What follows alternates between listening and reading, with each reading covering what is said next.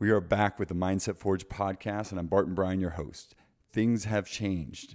My focus right now, guys, is focusing on helping you, specifically those between the ages of 40 and 60, maximize the quality of your life, both through fitness, mindset, self-confidence, and just getting through this challenging time that is really middle age, and how to do it successfully so your body doesn't deteriorate, so you don't find yourself fading and losing your edge, but still have that power, that strength, and that experience that you've developed for the last 40 to 50 years to use to absolutely be your best self. That's my focus starting in season 5. But before we get there, I had a great episode interview with Mona Pretorius. She's a champion weightlifter, a 6-time karate champion, and she has such a great platform on how she helps people with their mindset, with performance, and really overcoming the things that it takes to be a better performer and a better competitor. And I just thought this episode is a great way to finish off the first 4 seasons of the Mindset Forge podcast. So wanted to add that in here. This is like a bonus episode before we transition into season 5, which is next week with the solo cast. And we'll kind of go back and forth between solo casts and interviews, mainly with people in their 40s and 50s who've really learned some tools to max out this part of their life at a very pivotal time that matters most to us. We're just jumping right into this podcast. I'm here with Mona Pretorius. She's from South Africa. She's an incredible athlete. She's a Commonwealth Games medalist in the sport of Olympic weightlifting, a CrossFit Games competitor, and a 6-time karate world champion. I'm an absolute athlete from the moment, when she started karate back when she was 8 years old. Competition has really led her into sports psychology. So the last 20 years of experience as an elite athlete and mental skills coach has really created a unique perspective and experience level that she uses to help her clients just unleash the inner beast of competition. And so we're going to go all over the place today, but I wanted to say thank you for being here. She's got a 3-month-old daughter, Mia, who's just outside the door here. So she's taken a very valuable time out of her day to just sit here with me. So thanks for being here. Thank you, Barton. I'm very excited to be here. Yeah, me too. So let's talk about rituals. I mean, as a mom now, you have to create all new rituals, but like as an athlete, talk about the importance of really creating rituals around your sport. Oh, I think rituals are extremely important because as an athlete, first and foremost, I feel like having structure, knowing what you want to do, having goals, those things are just really important to kind of get you from like point A to like point B. And also then having like good role models, someone that you can look up to and be like, okay, this is what this person has done to become successful. But when it comes to like rituals, like my own rituals that I would like normally do when it comes to sport, it would be like making sure that my stuff is ready for my competition. I would like a long time before, have like certain playlists that I play for my sport. And when it came to like my training, obviously that was like the number one priority. But just knowing that these are my training times, this is what I need to do. I need to show up in order to, be an elite level athlete. And as you say that, I think about like, what can we control and what can we not control? So as an athlete and now as a coach, talk about that, the duality of that, and how an athlete who's listening to this might understand that differently or in a way that would help them. Yes, definitely. I'm a very big believer in focusing on the things that you can control and like letting go of the uncontrollables. And I think sometimes as athletes, you go into certain situations or competitions or you prepare for something and you're so focused on the outside things. So for example, if it's your first competition, you might be scared of what people will say about you, or maybe the crowd, or maybe getting there and there's this issue or that issue. And one of the things I always tell my athletes is, being able to focus on the things that you can control. Those are the things that's actually going to help you become successful. And those are things like, again, showing up for your training sessions, making sure you're prepared, having your bag packed before your competition session, making sure your nutrition is good, making sure you sleep well. And once you can actually focus on all of those controllables and kind of leave the uncontrollables. I mean, I feel like sometimes it's human nature to just focus on the other things, but then actually, if you can realize that those are the things that are basically going to maybe hinder performance, then you definitely are on the right track of focusing on, the task at hand at the end of the day. And I find that the more you have considered the controllables, the less the uncontrollables throw you off. Oh, yes. Right? Like the more, because there's confidence in saying, I've done this, I did this, I've nailed this. Like I want to walk into a competition or into an event knowing that I've done every single thing possible within control to be able to show up at my best. And I think if you feel that, there's a confidence to that. Talk about how confidence plays into that, and how the habits and the controllables really help you with confidence. Oh, when it comes to, again, focusing on the controllables and your confidence, I believe that, again, it goes hand in hand. For myself, going into competitions, I have always said to myself, these are the factors that I know I can do. And even when it comes to being an athlete, I compete in a sport where you have to be in a certain weight category. And you might get to a competition, especially some of the international competitions and the countries that you might not have visited, and you might be going into it and not knowing if they are going to have a scale to check your body weight all the time, or maybe even the right nutrition for you, if you are, sticking to a nutrition plan, or if you know that, for example, you're an athlete who might just do a little water cut before your competition and you need a sauna, for example. And again, also those things comes with experience, but those are the things that even as an athlete, I always made sure I would make notes. And I must say, I had a great sports psychologist growing up myself. And those were the things that we would always, write down and focus on, because at the end of the day, going to these competitions, I know, again, if they don't have a scale to check my weight prior to competition, what is in my control? I can bring a scale. And now I know, okay, I have a scale, I can bring some of my own snacks, make sure I can stay up with my protein, make sure I can hydrate properly, and just knowing I can do all of those things already makes me feel so much more confident stepping onto the competition platform, because now I know, okay, these are the things that I can control. And a lot of times also, things that you can control is also in your mind. So just walking onto the platform, if you start thinking negative thoughts or you start to feel overly nervous, again, this took time, but I realized that what can I control? My breathing. So if I can control my breathing, stepping onto the platform, I know that will lower my heart rate a bit, and that made a huge difference, especially with competing on the international stage, because I feel like even when it comes to mindset, just like physical performance, if you've been doing it for a long time, you go through ups and downs. So if you start, training your mind and you're doing your mental skills and you've got this toolkit in your bag, of these are the things that that you need to focus on. Again, every now and again, I think even as, a sports psychologist or a mental coach, you forget these things.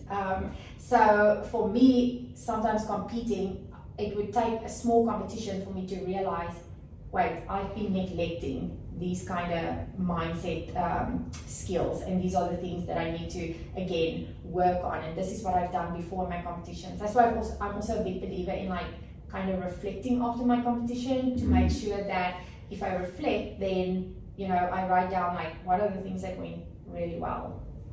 Yeah, being able to use a competition as a learning experience as well. Not looking at each competition as the most important, but actually the journey or the process of getting better and better. Yes. Yeah. And I also think, I've competed at international competitions where I've done really, really well. And then I've competed at international competitions where I've done really, really badly, where I had, people from all over South Africa being tuned into the TV at Commonwealth Games. It took me 4 Commonwealth Games to become a medalist, and the Commonwealth Games, for a lot of Americans that don't know, that listen to your podcast, it's the second biggest event to the Olympics. So it's very big. It's a games just like the Olympic Games, where there's all different sports, and there's hundreds and thousands of competitors. And stepping onto that stage can be really scary. And I think my first few Commonwealth Games, stepping onto that really big stage, knowing they did so many interviews with me beforehand, I just felt like I had this immense pressure. And I still remember one of the old national coaches said to me, because some of the athletes from Team South Africa didn't perform as planned, and he said to me, "You are our hope now." And, I agree. And you get some athletes who will perform really well with that, and I have performed really well with that, but at that very moment, it just made me feel numb.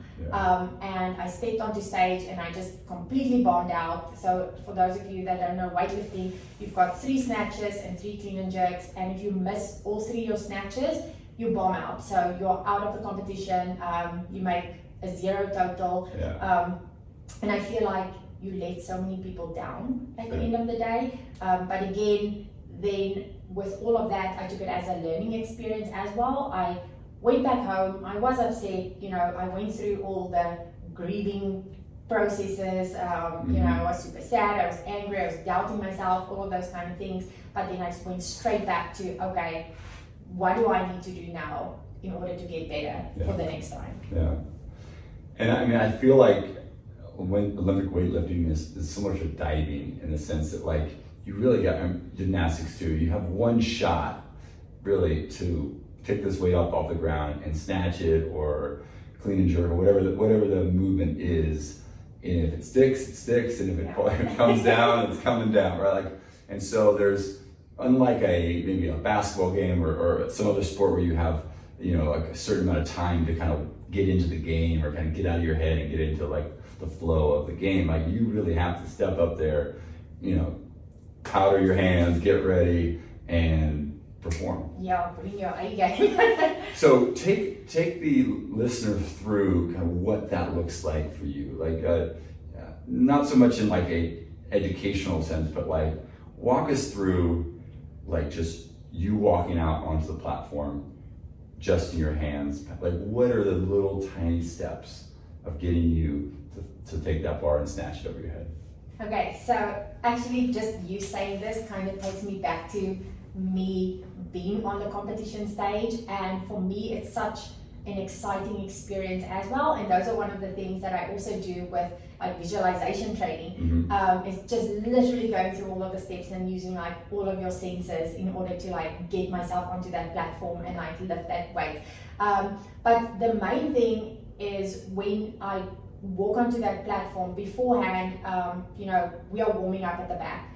And if warm-up goes really well and I'm super confident, really that makes a big difference when I step onto the stage, when they call your name. But what I definitely felt is I don't feel super nervous or anxious until they say Mona Pretorius, first attempt on the bar, 90 kilograms snatch. Then I start to feel like super nervous, but I also get like really excited. I try and change and take those nerves and just really use it to like psych myself up. I'm also an athlete that I do really well with music. So I make sure that I've got, my playlist on, listening to my music. We have a little passage that we walk through, and often you'll have like a camera following you. So just being like super focused and super in the zone, is something that, is really crucial for, going onto the platform, because like you said, that lift is like a split second, especially with snatches. And what I've noticed is for my first lift, always even though I said I use that or nervousness to be excited and use it to like kind of psych me up, but my first attempt, and I feel like for a lot of weightlifters, is probably the most nerve-wracking lift, because once you've got that lift, you already have a total on the board. So just getting that first attempt, you're really like, okay, now I can go out, I can, do what I need to do. I've done that first attempt, I got it. I also feel like that first attempt is also the one that's always like the shakiest, or Yeah, just the one that sometimes looks a bit dodgy. But you know, and one of the things is like I said, you know, you walk out onto that stage, you're like super psyched up. You know, first thing you do is you'll walk to the chalk bucket, chalk your hands. They've got resin also by the chalk bucket. Yeah. And for those that don't know, resin is just a thing that like you kind of step your weightlifting shoes in, and that just helps it become a little bit more sticky. Some athletes use it, some athletes don't. I use it every now and again, but I just kind of feel like it's become part of my ritual. Sure. To do that, get myself super focused. And what I end up doing is at the back of the bar, just before I step onto the main platform, I'll always walk up and down a few times, and that's kind of just to like get myself super focused. I'm also a really religious person, so I will actually say a little prayer, just a quick little like 2-sentence prayer just before I do my lift. I close my eyes. I'll often do like a little movement of shrugging my shoulders up, and that's a cue for me to just kind of be like, okay, I need to focus on completing my pull, because if I walk onto that platform, often the lifts that I have missed on the international stage is the ones that I have just tried to dive under the bar and not really complete my pull, and just get the most out of it. And yeah, say my little prayer, get myself psyched up, walk to that barbell, you know, grip it. I'm also not an athlete that will go like immediately. That's when like I can start to feel my heart rate start to increase, because now I'm like, okay, now I've got this bar, now it's go time, you know? Yeah. And then what I do is I sit there for a few seconds, I do my breathing, you know, just to kind of get my heart rate down. I really focus on pushing the floor away with my feet, be aggressive, do my lift, and then, yeah, hopefully then I have it. Yeah, right. I mean, yeah, because even the snatch, I think, of all the lifts is one pull, and then you just got to get under the bar. You talk about kind of ducking under the bar and just lock and then stand up from that high position. Yes, and the funny thing is, like, I've had so many people, and my dad was actually my coach in karate as well, one of my coaches, and he's helped me a lot in my weightlifting training as well. But even him, he would be like, why didn't you just hold on to that weight? But like, any weightlifter out there, you will often see them on the international stage or any stage, and it will look like they got that weight, but if that weight is just a millimeter forward or backwards, because it has to be so technically perfect, you'll miss that lift. Right. And that's one of the things that makes weightlifting really hard, but it also makes it really challenging, but also really cool. It's something that, like, you know, it's not an easy sport. It's something that, you know, takes a lot, both mentally, physically, and then obviously you have to really have a good technique. I mean, I've heard people say to me, so weightlifting is just technique. And I'm like, no, it's not just technique. You have to have all of those factors, from technique to mindset to your strength. Everything just needs to be really good in order for you to be a good athlete. Well, you know, it's dangerous. Like, I mean, in the sense that, like, you're lifting a lot of weight over your head. You're you know, doing a massive like pull, or you know, at the end you could be squatting a lot, and there's so many things that can go wrong. And so, like, there's so many things to consider. You know, just how your warm up went. I mean, we could spend 30 minutes. I'd want to find out everything you were doing in your warm up, but you know, that's all those things matter. And I think, you know, you think about, you know, competitive gymnastics, like, you know, where, again, injury, very, very common if you make a mistake, you know, in technique and that. And so all those things play into the mindset and how you have to show up and how you have to deliver, you know, in the moment, you know, when the lights are brightest, in a sense. So I was kind of reading up on you, and you talk about mistake rituals. And that was fascinating to me, because I've talked to a lot of people about kind of obviously the habits, the rituals, things that they do to be, you know, mentally ready. But talk about how you create a mistake ritual and what that's used for. Yes, so a mistake ritual is something that, you know, I've been focusing on a lot, you know, with my athletes as well. And that's kind of, you know, like you were saying, you've got your rituals in order to be successful in whatever you do, or to make sure that you do the thing right, how you wanted to in the first place. Like, for example, visualizing yourself doing something successful. But what if in the moment you are not successful in that movement, or if I'm an Olympic weightlifter and I step onto the platform and I do miss my first attempt, you know, often the first thing that ends up happening is you end up going into like a panic mode. And I've been there, it's not a nice feeling, and you can see the pressures always on an athlete if they end up missing their first attempt, and I'm speaking now purely from like a weightlifting perspective, but again in other sports, you know, if you do like martial arts or whatever, if maybe you are down in points or maybe you got knocked out, you know, it doesn't mean that you've lost the fight.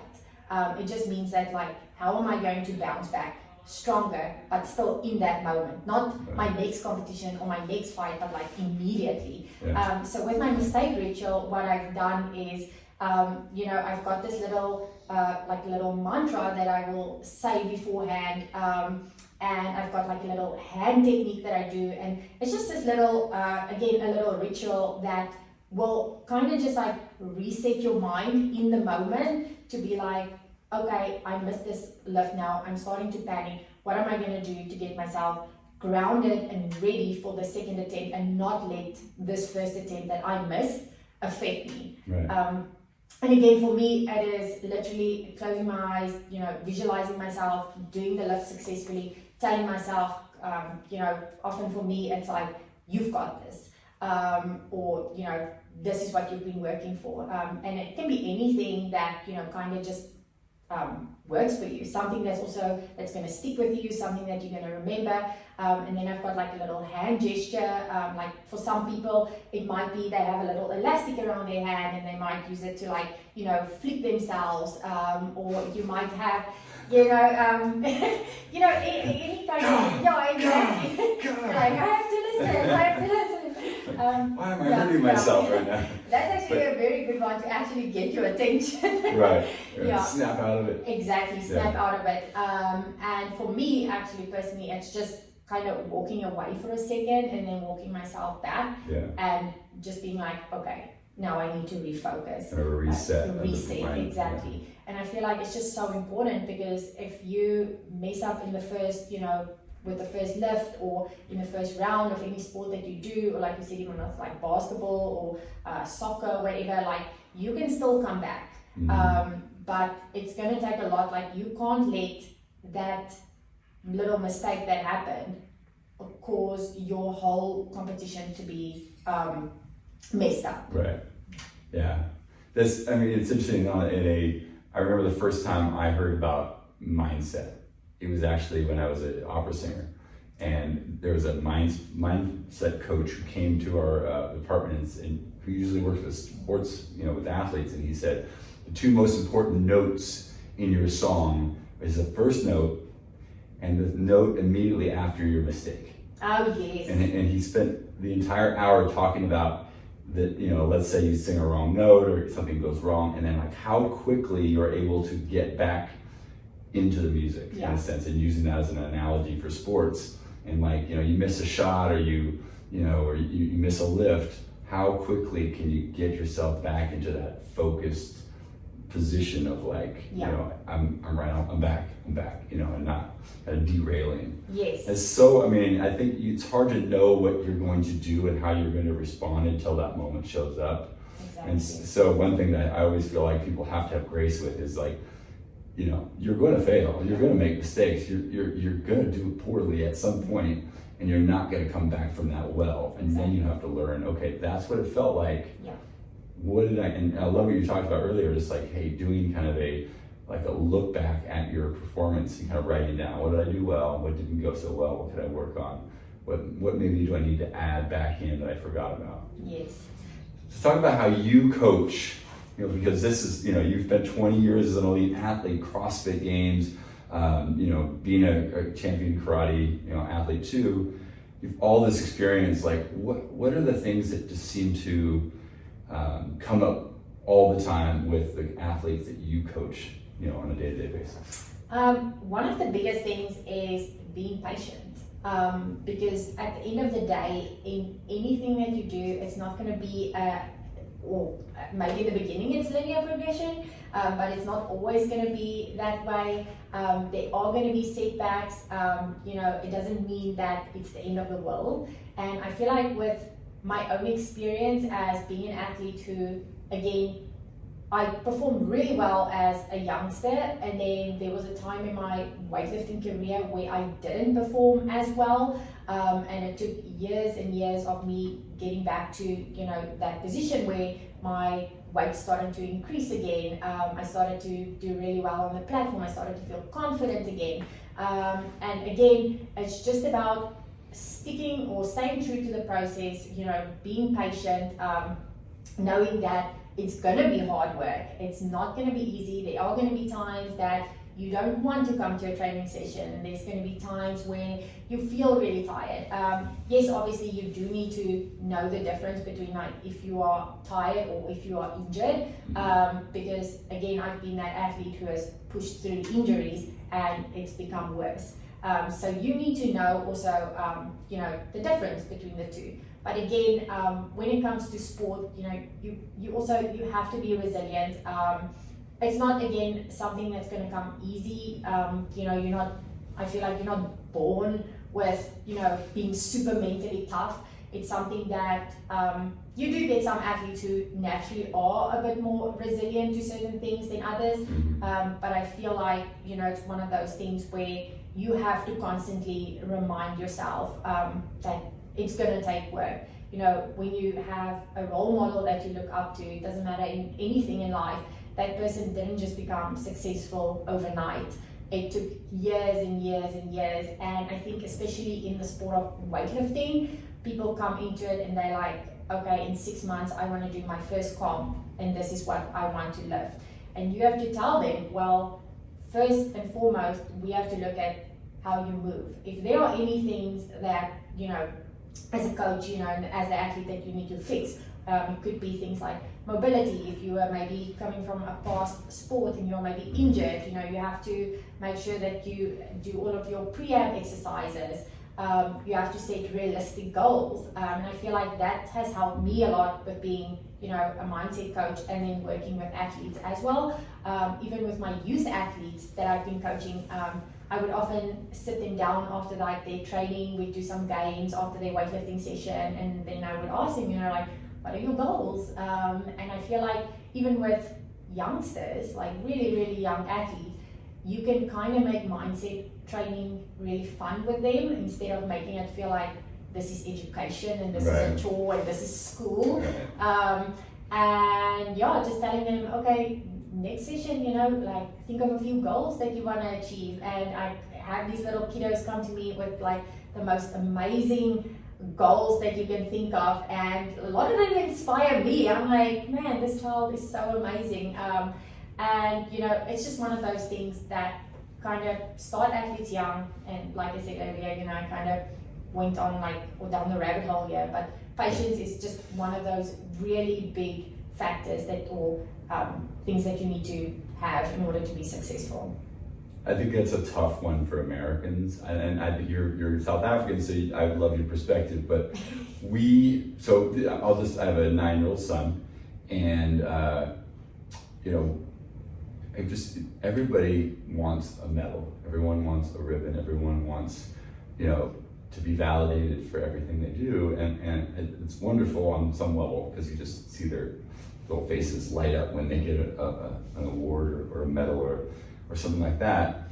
But it's just, it should be hard. Like if you're playing a sport for the first time, like you shouldn't win first place the first time. I mean, every once in a while, maybe LeBron James got first the first time he played in a basketball league. But other than that, like for most of us, like it should be hard work. Yes. There's nothing wrong with being last and then being third to last and then getting 6th place. And then you grind and you work and you set goals, and then all of a sudden you're second. And then, you know, with years of work, you win, right? I feel like that's also so much sweeter, like when that happens. That's a better story too. Like I want to hear that story. Yes. I don't want to hear the story of like, you know, like imagine somebody who's like, you know, kind of farm strong, and who just like, you know, finds a coach, learns how to do power cleans or whatever, or Olympic lifting, and goes out and wins their first thing, and they're like, oh, you're great. Yeah. You know, like, I mean, every once in a while that athlete shows up, I think, in bravo for them, but like there is something about the struggle, the journey, and the lessons that are learned. And it goes back to just what I said earlier about the weight loss at 44, like so much more interesting and insightful that when I did it that way and I had to struggle through it, than if it came easy, right? And I think we want our kids we want things to be easy for our kids. We want our kids to be happy. We want our kids to find, as much joy as possible. But I think we're oftentimes missing like those hurdles, those moments where the bar just drops, right? And you just get a zero or and like how important that is. Yeah. How important it is to lose and to feel what it is to lose and let that inspire you to want to be better. Yes. Right? And so but I don't even need to go into a conversation about Americans and their mindset, but talk a little bit about that for you, just going back to your experience, because you talk about your dad who taught you karate and got you into a lot of this stuff. Like, what were those messages that your dad was talking to you about that really stay with you now? It's funny actually you mentioned that about Americans, because my husband actually said my dad would be a very good American dad just because of how he's always been emphasizing like winning from a very young age. Mm-hmm. And I think it was because my dad was a really good rugby player back in the day, and just a natural athlete himself. And I think, I was very sporty as like a youngster myself, yes, I started karate at like the age of 8, but before that I did gymnastics and I did ballet and I did like a whole bunch of sports, but I kind of just like did it. And then when I told my parents that, okay, I'm going to do karate, because it was myself and my neighbor, we were watching all like the Jackie Chan movies and everything, sure. And I was just like, I want to be, like Jackie Chan. He was my role model. My dad had a bunch of like even karate books from like back in the day, and I would like go through all the karate books and look at all of it, and I'm like, I want to learn how to count in Japanese. I want to learn all those kind of things. And then my dad was like, okay, fine, we'll send you to karate. And my very, very first karate grading, I think I was one of the only karate guys that ended up failing.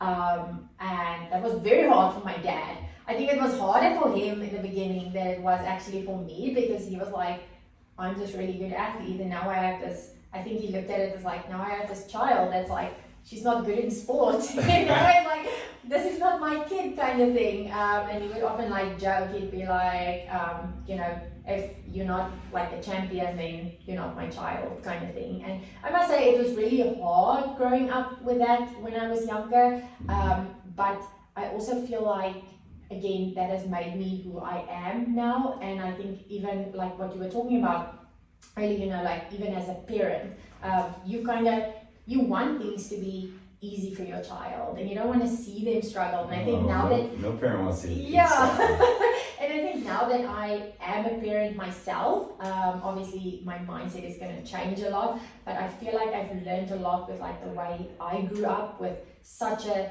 tough upbringing of always needing to be number one. And again, my dad was one of those people, like he was my role model as well. Like he was my rock. He was always pushing me to be better. He was the one who would always tell me, don't quit. Like, we are not quitters. He would be like, us Pretoriuses are not quitters. Yeah. We need to just, we have to persevere. We have to push through, show people what we are made of. And I lived by that. And I think, even though there were times that it was really tough, and as a child, I don't think a child needs to always be pushed that hard. But again, I will remember this little voice inside of me saying, don't quit. And when I do fail, I would be like, okay, what am I going to do better in order to get back onto that platform and show people that this is not me. I still remember I was still in school. I was left out of, there was a team chosen for Team South Africa going to the World Championships, and there were 5 athletes chosen. Is this weightlifting or karate? This is actually Olympic weightlifting. Okay. Yeah.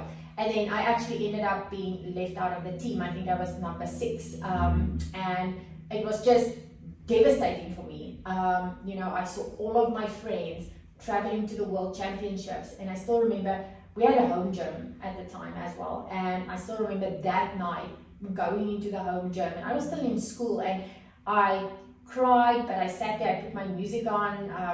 I was just like really in a state of like, maybe I shouldn't do this sport.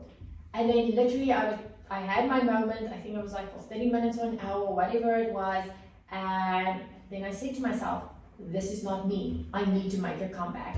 And I knew later on in that year they had the Youth Commonwealth Games and the Youth Olympic Games, and I was like, well, now's my time to, I have to step up my game. I do not want to be left out of a team again. And yes, obviously during your time as an athlete, like I've been competing for over 20 years, like there were other times where I wasn't always like super successful, but just having, like you were saying, having those moments of not always being successful, and taking it as like a learning experience, but then also going through the stages of grief. I didn't just tell myself, okay, block it out and go, on to the next venture. I actually tried to learn from it, and I was sad. And back then, I didn't know like what I know now, as like a mindset coach, and knowing that these stages are actually really beneficial for athletes to go through in order for them to get back on the bandwagon and perform at their best. You gotta get some tough like skin, Yeah. I think that it's just you talk about like not getting to get on the bus, right, and go to the World Championships. I mean, one of the great stories is Michael Jordan not making his varsity team. Now he was like a freshman, and he shouldn't. There's probably no reason for him to be auditioning or going trying out for the varsity team, but he did, and he got cut. And he talks about how motivating that was, and again. But there are some people that would take an experience like that, and that would tell them, oh, I'm not good enough. Yeah. I should find something else, right? And I just think that's, as I'm doing this podcast, and we're 5 seasons in, and there's the similar messages that are coming through from people like you who have been at the highest level, as athletes, performers, and now are helping others understand and teach it, is that the durability or the patience that it comes with. Like, if you want this, just understanding that it's going to take longer and probably going to be more even more exciting and fun because it took so long, because it's harder than you thought. And so talk about your business with your husband and how that works and how you're engaging with people. And then I'll let people know how they can kind of reach out to you and find out more. Definitely. So my husband and I think it was in 2021 that we started Olympic Epic.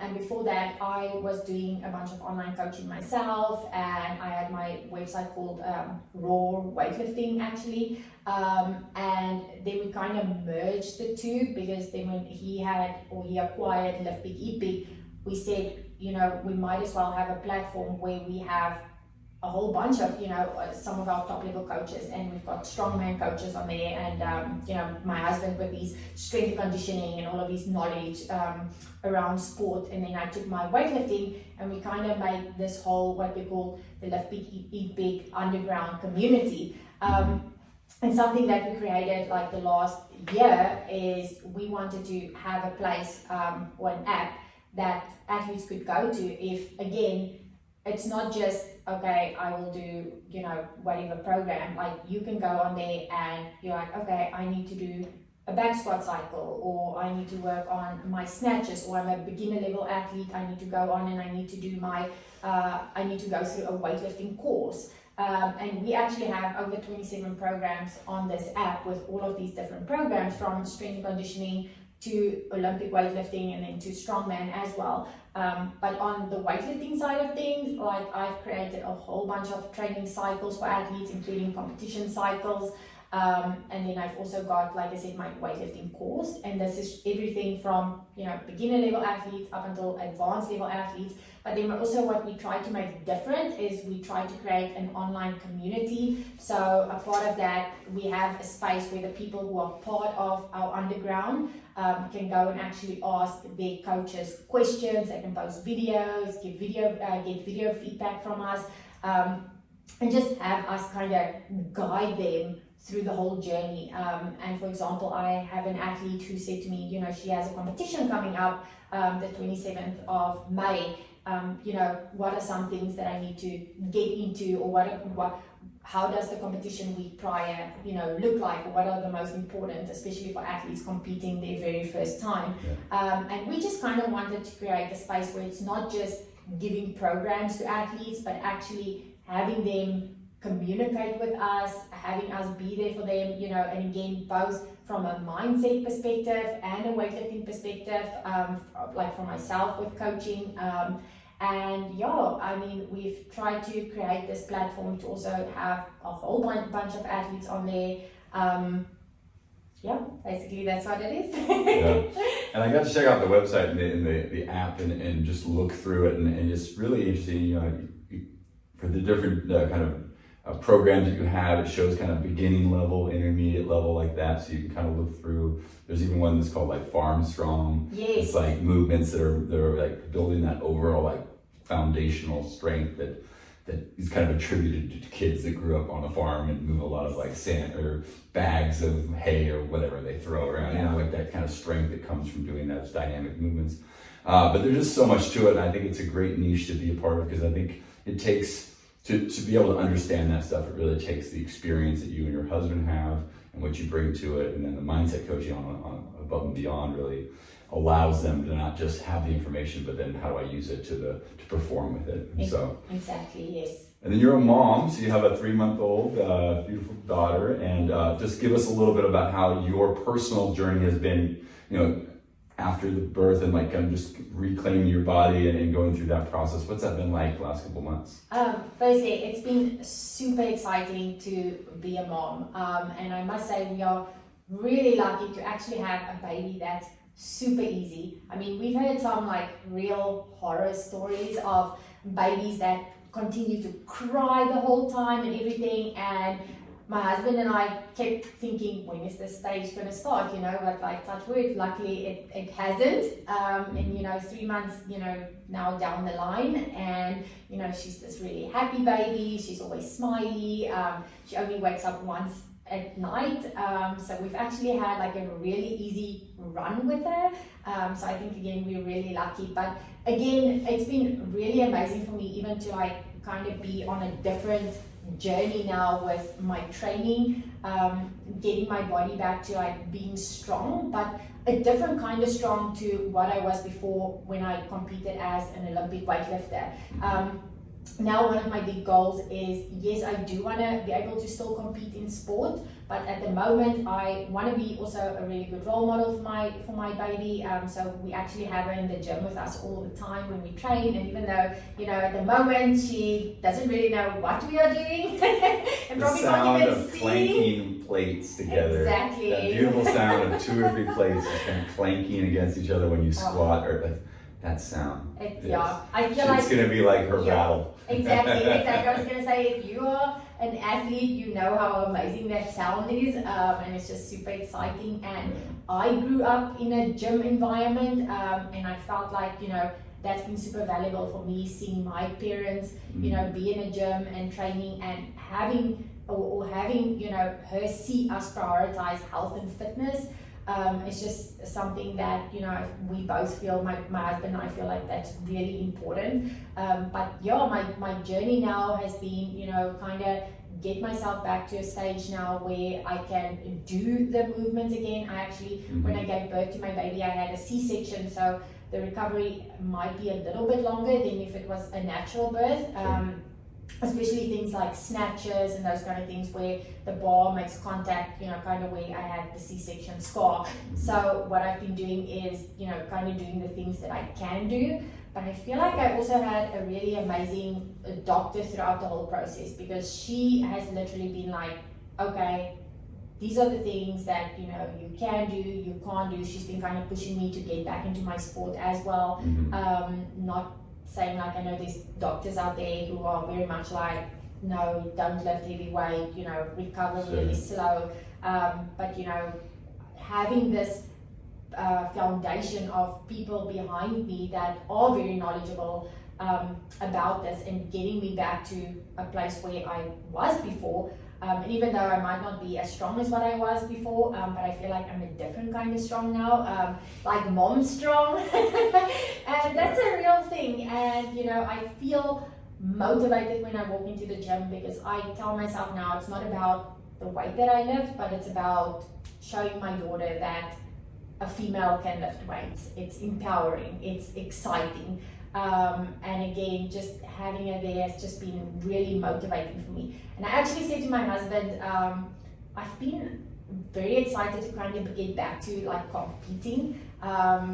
And I think it's just because I've been seeing all the competitions online, and I feel like once you've been a competitor, you'll always be a competitor. So it's definitely something that I might look into in the future again, but I am gonna, you know, take my time with recovery, making sure that I do everything right so that I recover properly and don't have any setbacks. Right. But it has been really nice to be able to like lift weights again. I love it. It's just been a part of my life, my whole life, and I want to have it continue being part of my life. Yeah, I think this is, you know, I'm somebody who could not wait for my 13th birthday, because that's when the gym in Davis would let you go into the weight room. Yes. And I remember like turning 13 and like going to the gym, and I'm like, I'm in. Oh, that's awesome. But I have that same feeling about the gym, and not everybody does. And I think that's you know, to be understood, is like not everybody had that experience. I just was listening to a story of somebody, of a sports coach said, the things that you do between, actually it was Warren Buffett, the things that you do between your 13 and 18-year-old years is usually the thing that you can become a master of in your adulthood. Yeah. And I think, what was I doing from 13 to 18? Yeah. I was in the gym, I was playing basketball, I was working out, like, you know, and I think, so it's a gift that I think people have, that they got to do that, because you walk in the gym and it's home. Yes. Whereas somebody else walks in the gym and just gets stressed out, or anxiety around, you know, what do I do? And so, I mean, so people that don't have that like home feeling walking to the gym, it doesn't mean it's not where you should be. Just maybe you need a coach. Exactly. You need someone to help you make yourself feel better about what you're doing and make sure you're doing the right stuff. So if you're looking for a mindset coach, or interested in strength training, obviously strength and conditioning, weightlifting, things like that, definitely reach out to Mona. We're gonna have all of her information in the show notes. And eat big, lift big. No, lift big. No, I blew it. All right, lift So big, many eat big. You gotta lift first before you eat big. I get it. Okay. And so we'll have all that information, so you can find out more about her. She's also got YouTube channel, things like that you should watch her interviews, and she's got some really great stuff on mindset and unleashing the inner beast, just all those things. I think it's a great platform. So thank you so much for being on the show, and just best of luck with you, and congratulations on your new baby. Thank you, Barton. I love being on the podcast. Boom! That was great. Nice. That was Good. really You're cool. a natural. Thank you. All right, listeners, check the show notes for all the information on how you can reach out to Mona to get coaching or find out some of her videos here. Her YouTube channel is bonkers. So much information there, and so many ways that you can get involved in learning how to do powerlifting, deadlifts, focus on your squat, like all these ways that you can maximize your performance in the gym by using her tools and techniques. So definitely reach out to her if you think you'd be interested in getting some of those really high-level information that her and her husband can teach you. Next week, solo cast coming. We're jumping right in. So if you're really in that age of like 40 to 60, I'm a 48-year-old. I am completely aware of how things change as you get into mid to late 40s, and really understanding what those things are, being prepared for them, and learning how to adapt and work around them to make sure you're staying strong, to make sure you're staying healthy, make sure your mindset, your confidence, all those things are aligned and working in the direction of you continuing to achieve great things in your life. That's what we're all about with the Mindset Forge podcast, and that is what season 5 is going to be all about. So get ready, buckle up. Season 5 coming to you next week. Have a great one, and thanks again for listening to the Mindset Forge podcast.